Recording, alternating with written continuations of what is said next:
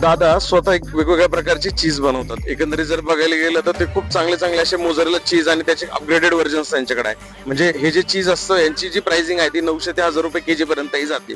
मग आता ते स्वतःचा चांगला असा एक पिझ्झाचा ब्रँड डेव्हलप करायचा विचार करतात आहे, जेणेकरून मग लोकांना अजून मार्केटमध्ये जे पिझ्झा मिळत नाहीये अजून एक नवीन व्हॅरिएशन मिळेल किंवा वेगवेगळ्या गोष्टी लोकांना चाखायला भेटतील. मग त्या संदर्भात आमची डिटेलमध्ये चर्चा झाली की लोकेशन कुठं असलं पाहिजे.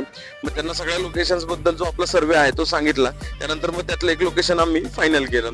त्याच्यानंतर साधारणतः आपल्याला किती बाय कितीचं आउटलेट लागणार आहे, किचनला किती जागा लागणार आहे. किचन मध्ये जर बघायला गेलं तर आपलं वूड फायर्ड ओव्हन आलं, फ्रीजर्स आले, कॉन्टेंटच्या रेंज आल्या, रेग्युलर ओव्हन्स आले, ग्रिलर्स आले, टोस्टर्स आले. या सगळ्या गोष्टींना आपल्याला इक्विपमेंटला किती कॉस्ट जाईल या सगळ्यांमध्ये आमची चर्चा झाली. टेबलची कॉस्ट, चेअरची कॉस्ट, सोफ्याची कॉस्ट, त्याच्यानंतर एकंदरीत जर बघायला गेलं इंटेरियर वर्कला किती अमाऊंट जाईल असा एक पूर्ण प्रोजेक्टची आपण त्यांना कॉस्ट वर्कआउट करून दिली, जेणेकरून त्यांना ऑपरेट करायला सोपं पडेल. याच्यानंतर एकंदरीत जर बघायला गेलं तर सेल्स किती झाला पाहिजे हेही काढून दिलं, मॅनपॉवर किती लागणार हेही काढून दिलं आणि मंथली सेल किती झाला पाहिजे आणि डेली सेल किती झाला पाहिजे या दोन्हीच्या फिगर्स त्यांना आपण दिल्या, जेणेकरून ऑपरेट करायला सोपं पडेल. अशा सगळ्या गोष्टींमध्ये डिटेलमध्ये चर्चा करून आपण त्यांचा निरोप घेतला. व्हिडिओ उद्या तोपर्यंत लाईक करा, फॉलो करा, शेअर करायला विसरू नका. Stay tune.